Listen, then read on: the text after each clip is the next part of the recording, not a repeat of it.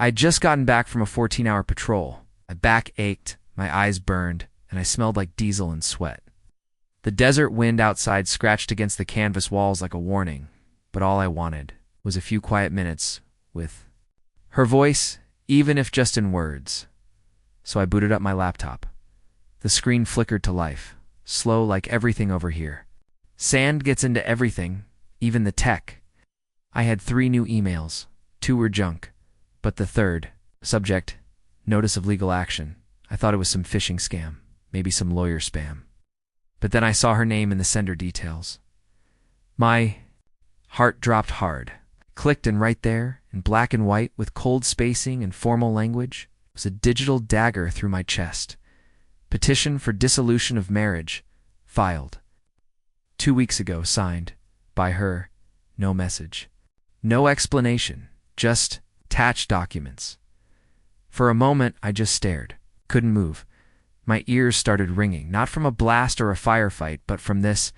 this silent bomb inside my skull. I scrolled down, hoping for something. A note. A reason.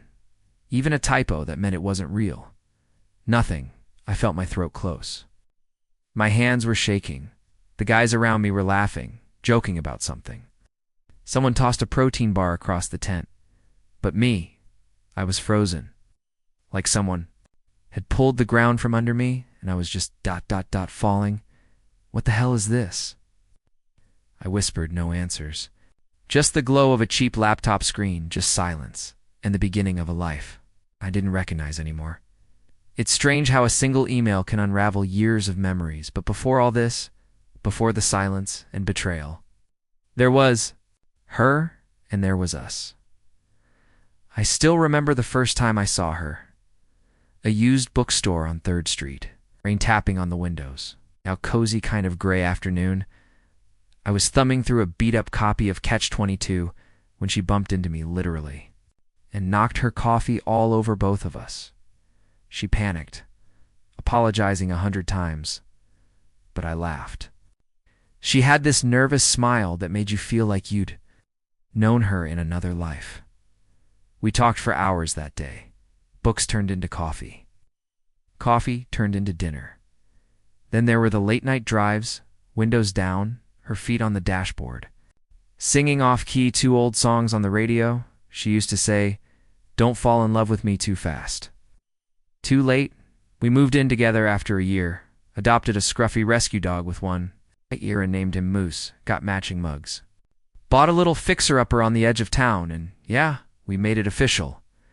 Marriage, joint accounts, shared passwords. She even handled most of the bills. I trusted her with everything, because why wouldn't I? Before the first deployed, she hugged me at the airport like it was the last time, whispered, "I'll be here when you get back, promise." I believed her. I wanted to believe her. Funny thing about promises, they sound like love until they echo back empty. Life over there settles into a rhythm. Strange one. You wake up before the sun or don't sleep at all. Boots on. Vest. Tight. You eat powdered eggs if you're lucky. Dry crackers if you're not. Then it's hours in the heat, the dust, scanning rooftops, counting seconds between radio check-ins. But after all that, come back to your cot, grab a bottle of lukewarm water, and open your inbox. That's what kept me going. Her emails, at first they were long, thoughtful. She'd tell me about her day. How Moose chewed up another shoe, how she missed my snoring. She'd sign off every message with, "Come home safe, babe," counting the days. But somewhere along, the way they changed. The messages got shorter. No more "I love you." Just "hope you're good." Then came the excuses. "Sorry, I've been tired, busy at work." Then came silence. Days between replies. Then a week I told myself she was just stressed, that life back home gets crazy. But I knew. One night, we were sitting around after chow, me and a few guys from my unit playing cards. Killing time. I mentioned I hadn't heard from my wife in a bit. One of them, joking, said, "Man, you sure she's still yours?" Everyone laughed. I laughed too. It was just a joke. But deep down, it hit something raw. That night, I stared at my screen for hours. No new messages, just the cursor blinking back at me like it knew something IDN single quotes. It was just supposed to be a quick login. I had a small online bill to pay, maybe $18 for a subscription or something dumb. Open the browser, enter the login info for our joint account. Same one we used since the wedding, same one where we saved for the house. For emergencies, for our future. The page loaded. I blinked. Thought the connection glit? Available balance. $8.14? No way. Just last week, it was over $22,000. I remember I had checked before a supply run. My chest tightened. I at view transactions. My fingers moved faster than my brain. $4,300. Wire transfer $1,100. Designer outlet online $2,800. Happy Paws boarding and spa $6,000. Unknown recipient tit went on and on shopping sprees. Wire transfers. Venmo. PayPal. One even said, Vegas Hotel. Vegas, my breath got short. My vision narrowed.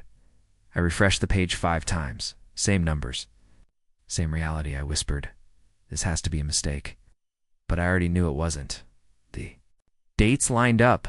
The names were hers. The spending, it wasn't hidden. It was just done. She didn't even try to cover it. I sat there, sweating, staring at that $8.14 like it was some sick joke. That was the future I trusted her with. The roof over our heads, it's a safety net, gone, like it never mattered. And the worst part? It wasn't just about the money, it was the truth screaming through every transaction. She was already gone. I must have reread that email 50 times, each time hoping the words would change. They never did. No greeting, no emotion, just a cold. Sterile subject line in a PDF labeled dissolution, _agreement, _final.pdf. Inside, legal terms, dates, a division of property, a contact number for her lawyer, not even a goodbye. No, I'm sorry. No, we need to talk. Just this cold digital burial of everything we were. I sat there for hours, my hands numb on the keyboard. Somewhere in the background, someone was watching a movie on their phone. I could hear laughter. But in my head, there was only silence. Then the memories, like floodgates, suddenly gave out. Her curling up next to me on the couch, whispering, "We're a team, always." Her hand squeezing mine as we signed our first mortgage papers. The day I got my orders, how she said, "You can trust me with everything. I'm proud of you." God, were those all lies? Or did she mean them once? And if she did, what changed? Didn't feel real. None of it. I felt like I was floating outside of myself, watching a stranger live out my worst nightmare. This woman I had built a life with, who wore my ring, kissed me goodbye at the airport, promised to wait, had ended. Everything with a single document attachment. No explanation. No tears, just a line through our story. I didn't even feel angry, just emptied out. Like something in me had been scooped clean and replaced with static. And still, I kept reading it. Like if I looked hard enough, I might find her in the spaces between the words no one really noticed. Out there, everyone's carrying something, grief, fear, ghosts. So you learn how to mask your pain. You tape it up, tuck it in, and march forward. But I was breaking, not loudly. Not in some dramatic way, just ... silently. I stopped eating right trays of food I barely touched. Half a protein bar sitting untouched in my locker. I missed patrol briefings, lost track of the day of the week, started sleeping in my uniform because I didn't care enough to change out of it. She was in my dreams every night. Her face, her voice. One dream she was waiting at the airport, arms open, smile wide. I woke up with a gasp so sharp, I thought I'd been shot. Then came the nights that never ended. I'd lay in my bunk, staring at the ceiling, hands clenched in the sheets. Guys around me snoring, farting, tossing in sleep like nothing in the world was broken. But inside me, it felt like the walls had caved in and no one noticed, and I didn't tell anyone, not the chaplain, not my CO. What was I supposed to say? Hey, sorry I missed formation. My wife emptied our life and left me with a PDF. There's no space for heartbreak in uniform, so you hold it in like breath, like blood, like a scream that never leaves your throat. And then, one night, I stepped into the makeshift shower stall after a patrol. Let the water hit me. It's hard and cold, and I just crumbled. Not loudly, just this quiet shaking as the water hit my face. Tears and dirt and sweat mixing. Running down the drain like everything I thought I had. I didn't make a sound, because even then, I didn't want anyone to see me fall apart. Coming. Home is supposed to feel like a warm exhale, like dropping the weight of the world and stepping into arms that never forgot you. Instead, I stepped off the plane into a terminal full of strangers. No signs, no hugs, no welcome home. Just me, dragging a duffel bag and trying to remember what I was supposed to feel. The Uber driver didn't talk much. Fine by me. I didn't have words anyway. I stared out the window at familiar streets that felt hollow when I got to the house. I just stood there for a minute, keys in hand, heart somewhere between numb and furious. Same front door, but nothing about it felt like mine anymore. Inside, silence. The walls were bare. Furniture still there, but the life was gone. No shoes by the door, no smell of her shampoo, no photos, just ... Empty frames, empty drawers. Even Moose was gone. Taken the damn dog. I walked into the bedroom and opened the closet. All that was left was a single, empty hanger slowly turning on its hook, like it missed being useful. I sat on the edge of the bed, or the mattress that used to be ours, and I didn't cry. I didn't scream. I just sat like a ghost walking through someone else's memories later.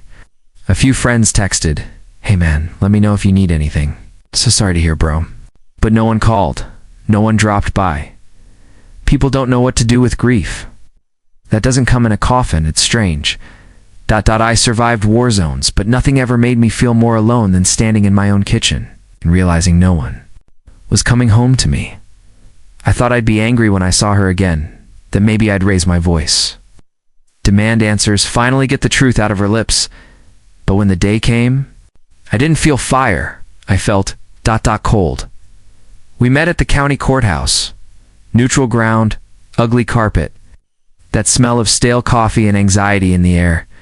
I got there early, sat down, hands clenched, rehearsing what I'd say. She walked in like she was going to the DMV. Hair done. New bag, new nails, same face. But not the same woman. She sat across from me, didn't even make eye contact, just scrolled her phone. No guilt, no nerves, no sign that this moment meant anything to her. Finally I asked, "Why?" She looked up, not even surprised. Shrugged. It just wasn't working anymore. That was it. No apology, no regret. Not even the decency to fake one. I sat there waiting for something more. A crack in her voice. A flicker of the woman who once promised to wait for me, but there was nothing. She had already left me long before. I ever got home, it hit me right then. I wasn't talking to my wife. I was talking to a stranger who wore her face. The judge called. A sin? She signed the papers like she was closing a bank account, quick, clean, done, and me.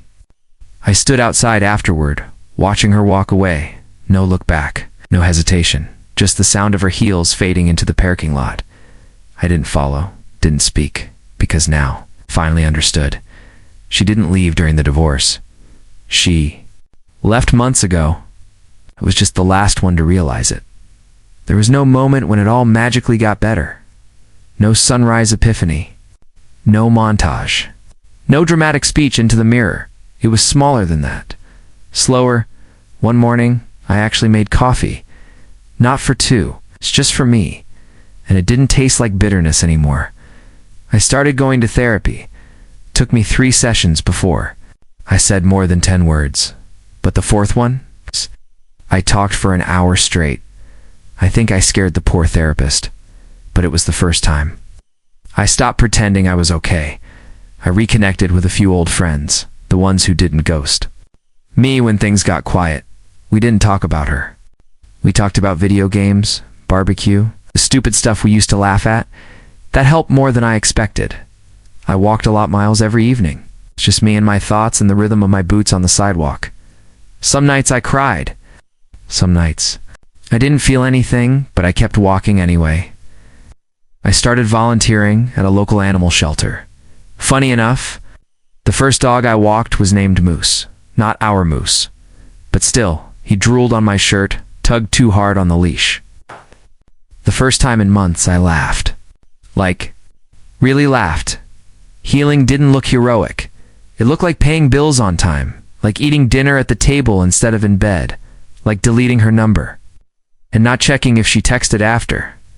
It was ugly and boring and honest. But, brick by brick, I started building something again. Not a house, not a marriage. Just a life I could live inside without needing anyone else to keep the roof from falling in. If I could say one last thing to her, I wouldn't yell, I wouldn't accuse.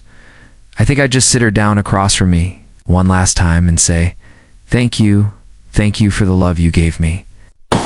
Even if it wasn't forever. For the nights we danced in the kitchen. For the way you used to laugh at my dumb jokes. For Moose. For the bookstore. For showing me what it meant to trust, even if it ended the way it did. Because the truth is, I lost almost everything: my marriage, my home, my sense of safety, but I didn't lose myself, and that might be the most important thing you ever gave me the chance to find. I used to wonder if any of it was real. Now, I don't need to know. I made peace with the fact that people change sometimes. Slowly, sometimes when you're not there to see it, and sometimes they break promises without meaning to. Or maybe they meant to. Either way, it doesn't define who I am. You took the money. You took the dog. You took the life we built. But you didn't take the man who got back up. I still have bad days, but now they pass. And when I wake up, I'm not reaching for a ghost anymore. So no, I'm not writing this to rekindle anything. I'm writing it because it's the last thing I needed to let go of, to the woman I once loved. You left me with an empty house and 1,000 questions, but you also left me with a lesson. Will carry for the rest of my life. You may lose everything, but not yourself.